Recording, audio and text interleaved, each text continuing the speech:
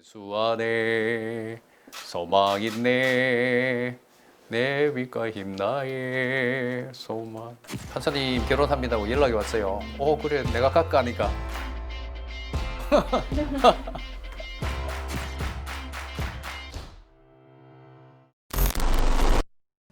그게 바로 일진이에요. 그걸 모르고 계신데 교육 어떻게 시킬 거예요? 아니 뭐 그렇게 마음에 드는 것은 아니고요. 보통 판사는 이제 닉네임을 보호관찰소 직원께서 붙여주셨어요. 근데 그분이 이제 재판 장면을 보고 나니 저한테 짧은 이제 문자 메시지를 보냈는데, 판사님 호통에는 악이 아니고 치료가 담겨 있습니다. 그래서 호통 치료 이렇게 하겠습니다. 그래서 그때부터 이제 호통 치료, 호통 판사 그렇게 돼서 사실은 좀 얼떨떨한 기분이고, 공무원들은 정년퇴직하게 되면 훈장을 받거든요. 근데 재직 기간 중에 받은 경우는 아마 처음인 것 같다, 판사들은. 라고 있습니다. 이상은 그때도 말씀드렸지만 제가 받아야 할 생각은 아닌 것 같고, 위기 청소년들을 위해서 저와 함께 진짜 손발이 되어서 고생하시는 분들이 받아야 될 상인데요. 그분들이 좋아하니까 저도 함께 기뻤습니다. 소년법정을 떠나올 때 너무 가슴이 아파가지고 이제 페이스북에 글을 올렸고, 그게 이제 전국적으로 마장이 컸었는데요. 사실 그렇게 한 것이 두 가지 이유가 있었습니다. 첫 번째, 저는 국민들 앞에서 방송에 나갈 때마다 소년부 판사로서 정년까지 가겠다고 그렇게 약속을 했습니다. 그런데요, 제가 그렇게 해가 국민들이 안 알리면 국민들 저거 이제 언론에서 뜨고知名도 높아지니까 일반 법원으로 갔는데 그렇게 생각할 것 같아서 저는 그게 정말 싫었습니다. 저는 오해를 받기 싫었습니다. 그래서 글을 올렸고요. 두 번째는 제가 시작했던 청소회복센터 그 2010년 11월에 시작해가지고 제도를 만들고 사람들로부터 이것 하자 해가지고 왔고, 2017년도에 법까지 통과됐거든요. 법은 통과됐는데 예산까지 통과돼야지만 이게 완전한 제도로서 이루어지는 거거든요. 그런데 이제 예산 통과 문제가 그 당시로 앞으로 적어도 최소한 5년쯤 걸릴 것이라고 많은 분들이 이렇게 예측하고 있었어요. 소위 말해서 교만한지 모르지만 저만큼 시간을 투자할 사람이 없다는 생각이 드니까 아찔한 겁니다. 그래서 회복센터 하는 분들도 충격을 많이 받았고요. 그래서 제가 그 두 가지 문제가 마음이 깊이 걸려가지고 그 인사발령 나고 나서 한 달간 잠을 못 잤습니다. 자다가 깨고 요업의 마음이 이렇겠구나 하는 그런 느낌까지 가지게 됐는데, 그것 때문에 이제 사실은 소년재판을 빨리 복귀하고 싶었던 거죠. 근데 어떻게 된지 아세요? 그 5년 걸릴 거라는 것이 그 해에 예산 받았습니다. 법안 통과할 때도 저는 국회의원들한테 도움을 요청 안 했고요. 이 예산 통과할 때도 저는 누구한테도 도움 요청 안 했습니다. 다 하느님께서 알고 보니까 이렇게 다 손을 쓰셔가지고 통과되게 된 거예요. 이제는 제도까지 만들어졌기 때문에 나머지 문제는 회복센터하고 소년부 현재 계시는 판사님들하고 해야 될 문제를 해서 저는 이제 홀가분해졌습니다. 내가 어렵게 자랐기 때문에 그 아이들에 대해서 좀 더 최선을 다해야 되겠다. 그리고 한 명이라도 더 건져보고 싶다 해서 시작했고요. 가정부를 떠나왔던 그 마음 변하지 않기 때문에 아직도 축구를 하고 애들과 밥도 같이 먹고 등산도 하고 있습니다. 최근에 코로나 때문에 축구장을 안 빌려줘가지고 못했더니 배도 나오고 아이들이 왜 빨리 안 하자고 지금 성합니다.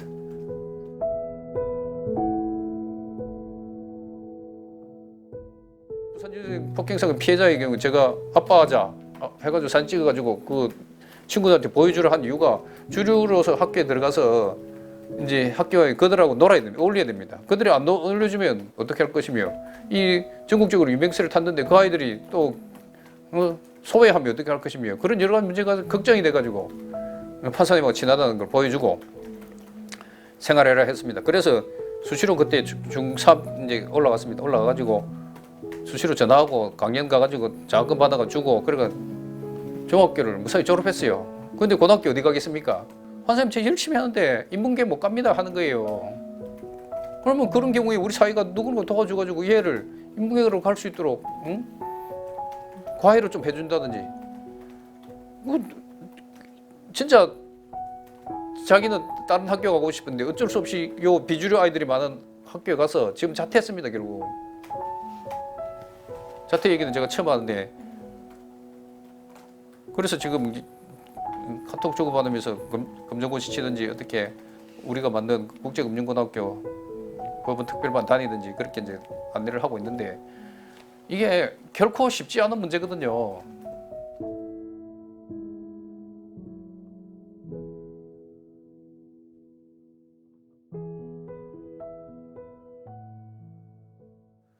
촉부소년 문제를 바라보는 시각에서는요, 어른들이 우리의 기준으로 그 아이들의 드러난 범죄만 가지고 바라보면 예, 잘못된 결과에 이룰 수가 있습니다.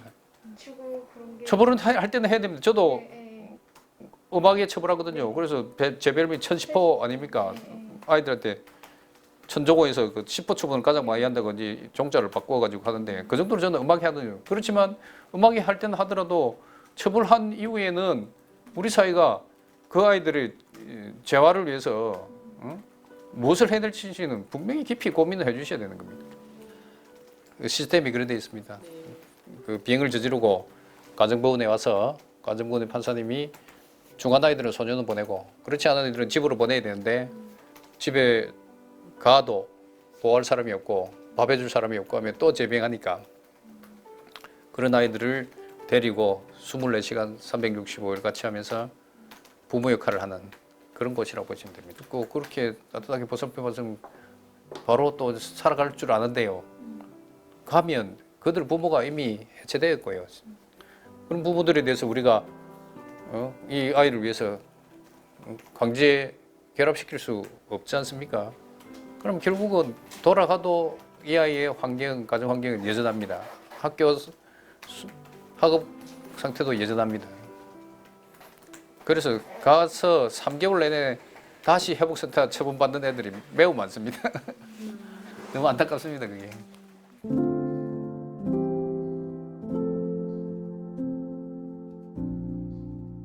나중에 자기가 정신 차리고 바르게 산다, 그럼 저한테 연락하겠습니까, 안 하겠습니까? 할 것도 같은데 안 잘 산다면 합니다. 잘 산다면. 왜냐하면 우리 한국 사회는 그 아이들의 과거를 아는 순간 돌팔매질을 하는 경우가 많거든요. 만약에 안 하면 오늘 무소식이 희소식입니다, 저희들은. 서운하진 않으죠. 아니, 전혀 서운하지 않고요.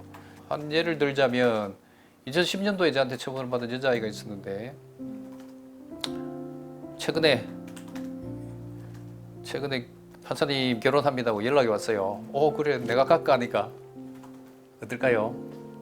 오지 마세요. 축하만 해달라. 그러면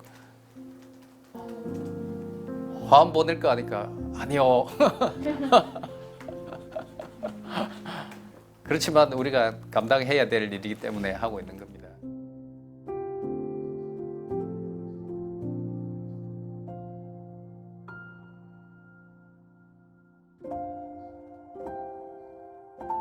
집안은 찌질일 때 가난했고요.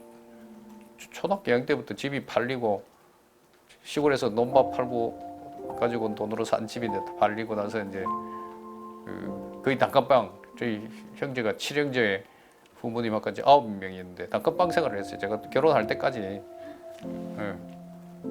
그런 상황에서 이제 가난에 찌들려 살았는데, 부활절 하고 저기 성탄절만 되면 아이들 막 그 가까운 교회에 가서 과자 받아오고 달걀 받아오고, 저는 자존심이 있어서 그런지 몰라도 안 갔어요. 그런데 어느 날 친구들이, 놀던 친구들이 주일 아침에 놀자고 갔더니 아무도 안 나타나. 다 끌려가서. 신앙이라는 것이 이제 우리가 올고전 길로 직선으로만 가는 것은 아니고요. S자로 좌로 갔다가 우로 갔다가 하지만, 그 과정에서 다른 방향으로 가지 않고 직선으로 뻗어나가 있는 그 목적점을 바라볼 수 있게 해준 것이 신앙생활이고, 그래서 지금까지 좌충우돌 하면서 신앙생활을 하고 있습니다. 그러므로 형제들아, 내가 하나님의 선하심으로 너희를 권하노니, 그 2절에 가보면 너희는 이 세대를 본받지 말고, 저는 그게 저희 신앙의 모토가 돼버려가지고 세상과 완전히 소외되고 격리된 삶은 아니지만 그래도 세상에 휩쓸려가지 말아야 되겠다는 것이 제 신앙이 뼈속 깊이 박힌 것 같습니다. 예수 안에 소망 있네 내 빛과 힘 나의 소망 환난 중에 도우시는 주 나의 견고한 반석. 그때 가정법원에서 이제 나와서 하도 힘든 생활을 보낼 때 이제 이 찬양을 배워가지고 특송하겠다고 교회에서 했는데 막 펑펑 울었습니다.